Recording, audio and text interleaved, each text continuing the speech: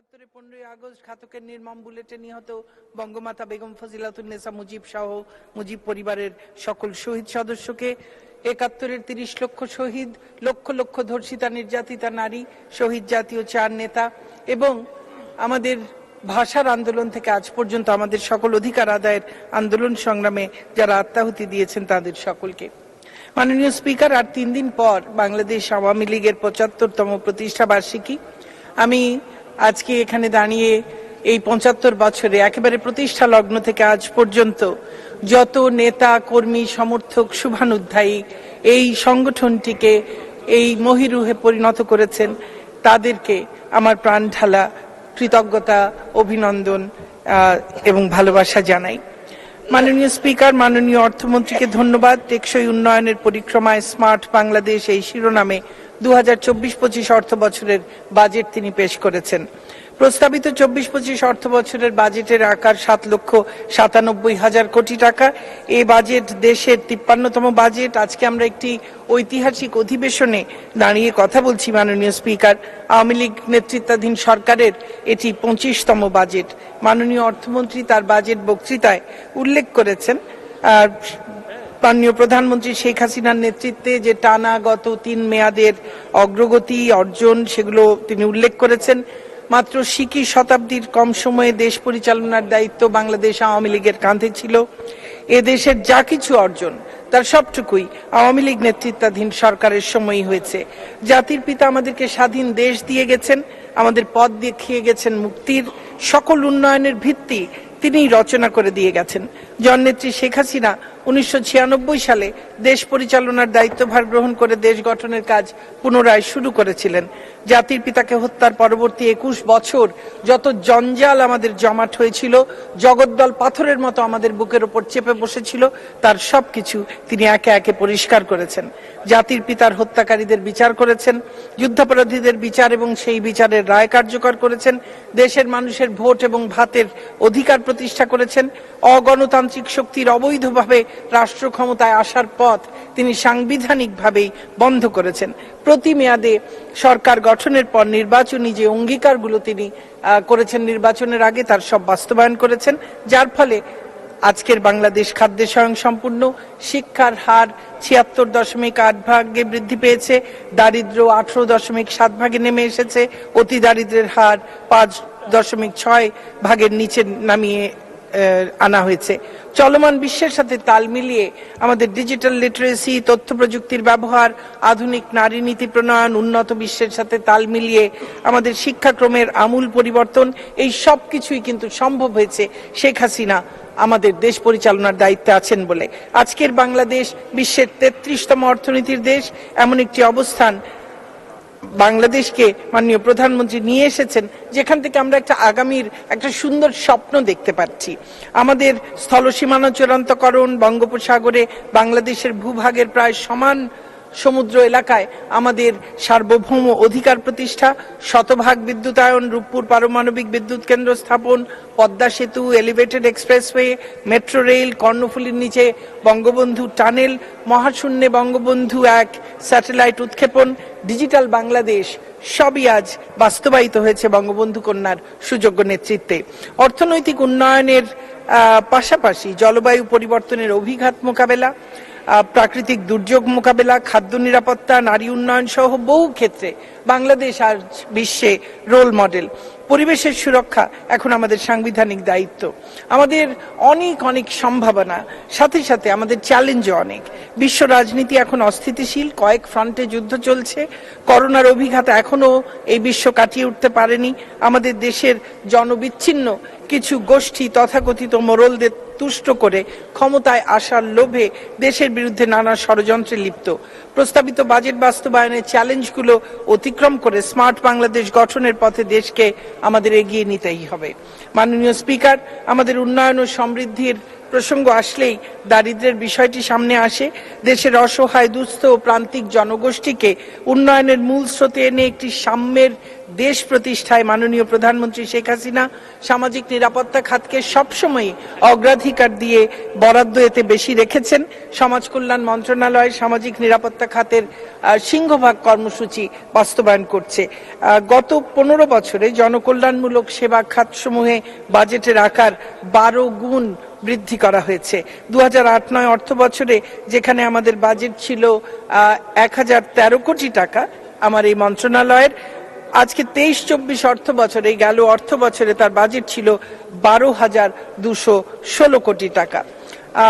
মাননীয় স্পিকার, সমাজ কল্যাণ মন্ত্রণালয় সামাজিক নিরাপত্তামূলক কার্যক্রমের আওতায় অনেকগুলো কাজ করে। বয়স্ক ভাতা, যেটি 1997-98 সালে মাননীয় প্রধানমন্ত্রী শেখ হাসিনাই শুরু করেছিলেন, তখন মাত্র 12 কোটি 50 লক্ষ টাকা বরাদ্দ ছিল।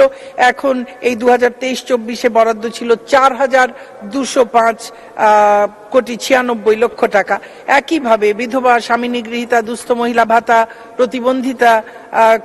প্রতিবন্ধী ভাতা, প্রতিবন্ধী শিক্ষার্থীদের জন্য শিক্ষা উপবৃত্তি, শিশু কল্যাণ সুরক্ষা, ক্যাপিটেশন, বেসরকারি এতিমখানার ক্যাপিটেশন গ্রান্ট, সুবিধা বঞ্চিত বিপন্ন সকল শিশু সুরক্ষায় শেখ রাসেল শিশু প্রশিক্ষণ ও পুনর্বাসন কেন্দ্রসমূহের কার্যক্রম পরিচালনা, আমাদের ভিক্ষাবৃত্তিতে নিয়োজিত জনগোষ্ঠীর পুনর্বাসন ও বিকল্প কর্মসংস্থান, হিজড়া, বেদে এবং অন্যান্য অনগ্রসর জনগোষ্ঠীর জীবনমান উন্নয়ন, চা শ্রমিকদের জীবনমান উন্নয়ন, এরকম আমাদের যত কর্মসূচি রয়েছে সকল কর্মসূচিতেই ব্যাপকভাবে আমাদের বরাদ্দ বৃদ্ধি পেয়েছে।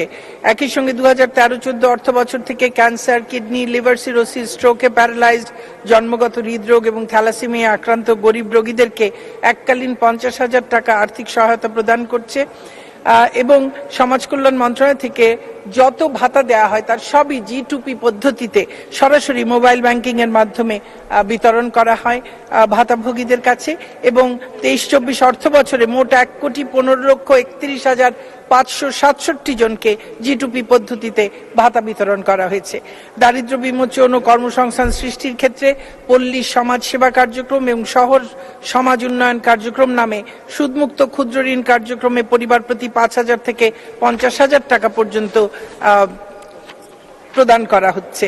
আমাদের সমাজ কল্যাণ মন্ত্রণালয়ের আওতাধীন জাতীয় প্রতিবন্ধী উন্নয়ন ফাউন্ডেশন কাজ করছে সারা দেশে 103টি প্রতিবন্ধী সেবা ও সাহায্য কেন্দ্রের মাধ্যমে। জাতীয় সমাজ কল্যাণ পরিষদ ক্ষুদ্র জাতিসত্তা, নৃগোষ্ঠী ও সম্প্রদায়ভুক্ত পরিবার, প্রাকৃতিক দুর্যোগে মাননীয় মন্ত্রী 3 মিনিট, তাদের পুনর্বাসন, এই সমস্ত কাজগুলোই কিন্তু এই মন্ত্রণালয়ের মাধ্যমে হচ্ছে। এছাড়া অটিজম এবং নিউরো ডেভেলপমেন্টাল প্রতিবন্ধী ব্যক্তিদের জীবনমান উন্নয়নের লক্ষ্যে যে সুরক্ষা ট্রাস্ট করা হয়েছে তার মাধ্যমে তাদের জন্য কাজ চলছে। আর শারীরিক প্রতিবন্ধীদের সুরক্ষা ট্রাস্ট, মৈত্রী শিল্প, তারাও প্রতিবন্ধী ব্যক্তিদের জীবনমান উন্নয়নে কাজ করছে। মাননীয় স্পিকার, 2026 থেকে আমাদের যে নতুন ন্যাশনাল সোশ্যাল সিকিউরিটি স্ট্র্যাটেজি বা NSSS চালু হবে, সেটিতে সমাজ কল্যাণ মন্ত্রণালয় লিড মিনিস্ট্রি হিসেবে কাজ করবে। কাজে সমাজ কল্যাণ মন্ত্রণালয়ের বরাদ্দ শতকরা 12% যদিও বৃদ্ধি করা হয়েছে, তবুও আমরা মনে করি যে যেহেতু এটি NSSS এর নেতৃত্ব দেবে, এর দক্ষতা এবং সক্ষমতা বাড়াবার স্বার্থেই এর বরাদ্দ আরো বৃদ্ধি করার প্রয়োজন হতে পারে। আমাদের স্বপ্ন বাস্তবায়নে যে বাংলাদেশের স্বপ্ন আমরা দেখছি, স্বাস্থ্য, শিক্ষা এবং সামাজিক সুরক্ষায় বিনিয়োগ, শেখ হাসিনা সরকার যেভাবে গুরুত্ব দিচ্ছে তাকে অব্যাহত রেখে বরাদ্দ আরো বৃদ্ধি করার বিষয়টি ভাবতে আমাদের হবে। OMS এর জন্য যে বরাদ্দ রাখা হয় এবার সেটি কমানো হয়েছে, সেটি না কমিয়ে মূল্যস্ফীতির বিষয়টিকে মাথায় রেখে এই বরাদ্দ অন্তত আগের বছরের জায়গায় অপরিবর্তিত রাখার আহ্বান জানাবো। মূল্যস্ফীতি কিন্তু অনেক দেশেই বেশি।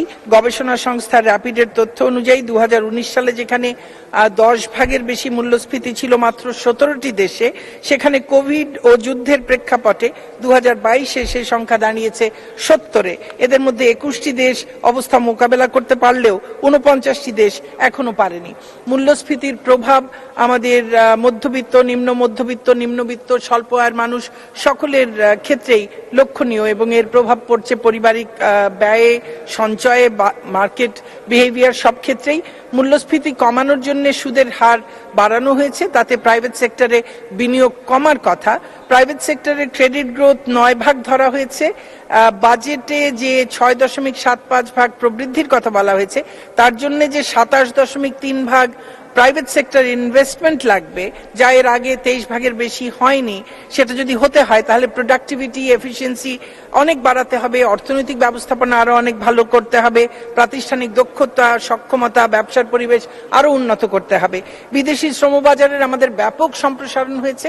দেশি শ্রমবাজার সম্প্রসারণ করতে হলে আমাদের স্পেশাল ইকোনমিক জোনগুলোতে বিদেশি বিনিয়োগ আনতে হবে, শিল্প কারখানা আরো স্থাপন করতে হবে। পদ্মা সেতুর কারণে ইতোমধ্যেই দেশ ব্যাপকভাবে লাভবান হচ্ছে, কিন্তু এর পূর্ণ অর্থনৈতিক সুবিধা পেতে হলে দক্ষিণাঞ্চলে যে 21টি স্পেশাল ইকোনমিক জোন করা হচ্ছে, তাতে বিদেশি বিনিয়োগ আমাদের আকর্ষণ করতে হবে। বা আমাকে আরেকটু সময় দাঁড়িয়ে দেবেন মাননীয়। জি, 2 মিনিট বাড়িয়ে দেব। ধন্যবাদ মাননীয় স্পিকার। বার্ষিক উন্নয়ন কর্মসূচির ক্ষেত্রে আমাদের চলমান ও সমাপ্তির পথে থাকা প্রকল্পগুলোকে দ্রুত সমাপ্ত করা এবং নতুন প্রকল্পের ক্ষেত্রে সিলেক্টিভ হতে হবে। উন্নয়ন ব্যয়ের পাশাপাশি প্রশাসনিক ব্যয়ের ক্ষেত্রেও কৃচ্ছতা পালন বা আরো সাশ্রয়ী হওয়া যেতে পারে। মাননীয় স্পিকার, আমাদের আসলে করা তো দরকার অনেক কিছুই। সরকার সর্বাত্মকভাবে চেষ্টা চালাচ্ছে।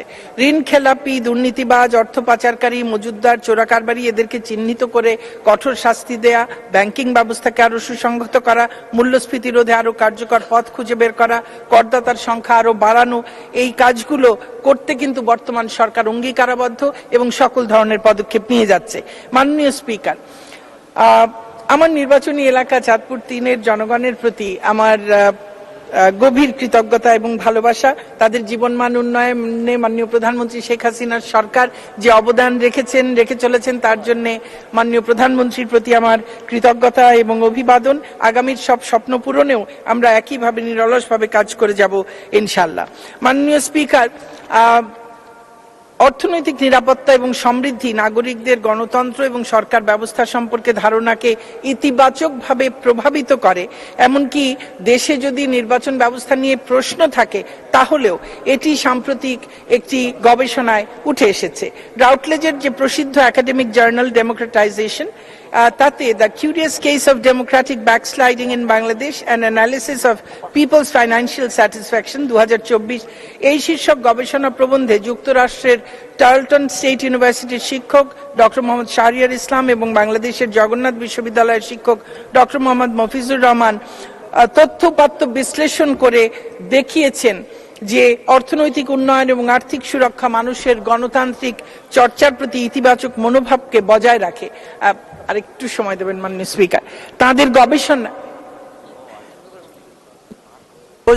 তাদের গবেষণায় ওয়ার্ল্ড ভ্যালু সার্ভে 7 এর তথ্য তারা ব্যবহার করেছেন।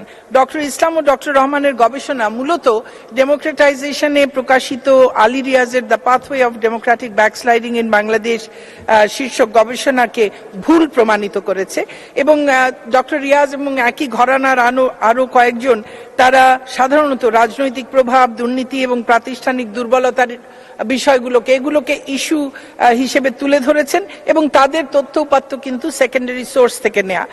এখানে খুবই প্রণিধানযোগ্য যে ডক্টর ইসলাম এবং ডক্টর রহমানের গবেষণাটিতে জনগণের মতামতের উপর গুরুত্ব আরোপ করা হয়েছে। অর্থাৎ ডক্টর ইসলাম ও ডক্টর রহমান যেভাবে জনগণের ধারণাকে অন্তর্ভুক্ত করেছেন, তা স্পষ্টভাবেই ডক্টর রিয়াজ এবং অন্যান্য সমসাময়িক গবেষকগণ করেননি। তারা কেবল প্রাতিষ্ঠানিক ও একমাত্রিক গণতান্ত্রিক পশ্চাদপসরণের ধারণাটি প্রতিষ্ঠা করতে চেয়েছেন। তার মানে ডক্টর রিয়াজ এবং অন্যান্য গবেষকরা জনগণের রাজনৈতিক আচরণ ও ধারণার বাস্তবতা বিবেচনা করেননি এবং উদ্দেশ্য প্রণোদিত হয়েই বর্তমান সরকারের বিরুদ্ধে কুৎসা রটনার উদ্দেশ্যেই। মাননীয় স্পিকার, যারা গণতন্ত্র নেই, যারা সব গেল বলে চিৎকার করছেন, যারা নির্বাচনী বিশ্বাসযোগ্যতা বা ইলেকট্রাল ইন্টেগ্রিটি নিয়ে বারংবার প্রশ্ন তুলে দেশ সম্পর্কে সারা বিশ্বে কুৎসা রটনা করছেন, তাদের উদ্দেশ্যে দুটো কথা বলতে চাই। গণতন্ত্রের অর্থ কি? প্রতি 5 বছরে একদিনের নির্বাচনের সন্তুষ্টি কি গণতন্ত্র নিশ্চিত করে? বিশেষত যারা নির্বাচনে তাদের জয়ের নিশ্চয়তা ছাড়া নির্বাচনে যাবেন না বলে পণ করেছেন, জনগণের রায়ের প্রতি আস্থাহীনতার কারণে যারা নির্বাচনের বর্জনের পথেই বারবার হাঁটেন, তাদের সঙ্গে নিয়ে নির্বাচন হলেই কি গণতন্ত্র শুধুমাত্র সেখানে প্রতিষ্ঠা পাবে, যাদের দলেই গণতন্ত্র বলে কিছু নেই। এই শুনছি দলের পুরো লোকজন সব পাল্টে যাচ্ছে, কোনো কাউন্সিলের নাম কিন্তু শুনিনি। তাহলে এই দলে গণতন্ত্র কোথায়? কি পদ্ধতিতে তাদের দল ভিন্নভাবে পুনর্গঠিত হয় সেটি আমরা কিছুতেই বুঝতে পারি না। 2 মিনিট। এদের জন্মই হয়েছে সেনা শাসকদের, অবৈধ সেনা শাসকের পকেট থেকে, কাজে এদের মুখ থেকে এই গণতন্ত্রের কথা শুনতে আর ভালো লাগে না। মাননীয় স্পিকার, মানুষের মৌলিক চাহিদা সমূহ পূরণ সহ তার উন্নততর সচ্ছল জীবন যদি নিশ্চিত করা যায়, তার যদি চলবার, বলবার, করবার, জানবার অবাধ স্বাধীনতা থাকে, তবে সে কি একদিনের নির্বাচনী ব্যবস্থার নানা ঘাটতিকে সেটাকেই শুধু বড় করে দেখে, নাকি সে তার জীবন নিয়ে সন্তুষ্ট থাকে? আর সেই সন্তুষ্টিকে কি আমরা ছোট করে দেখতে পারি? এই মানুষকে কি একদিনের গণতান্ত্রিক চর্চার ঘাটতি দূর করার জন্য, তাও সেই ঘাটতি যা তারা নিজেরাই তৈরি করেছেন এই কয়েকটি দল, সেই ঘাটতি দূর করার আশায় 5 বছরের যেই স্বাচ্ছন্দ্য, যে সচ্ছলতা, যে সুন্দর জীবন, তাকে জলাঞ্জলি দিতে তথাকথিত আন্দোলনে তাকে কি উদ্বুদ্ধ করা যায়? যায় না। তার প্রমাণ বাংলাদেশের তথাকথিত বিরোধী দল বিএনপি জামাতের সরকার বিরোধী গণ আন্দোলনের স্পেকটাকুলার ব্যর্থতা।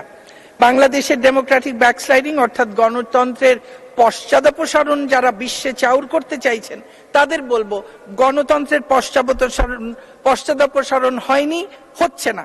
বাংলাদেশে আপনাদের অর্থাৎ বাংলাদেশ বিরোধীদের পশ্চাদপসারণ হয়েছে, আরো হবে। আপনারা ইতিহাসের আস্তাকুরেই নিক্ষিপ্ত হবেন, সেখানেই আপনাদেরকে মানায়। জয় বাংলা, জয় বঙ্গবন্ধু, বাংলাদেশ চিরজীবী হোক। ধন্যবাদ মাননীয় মন্ত্রী।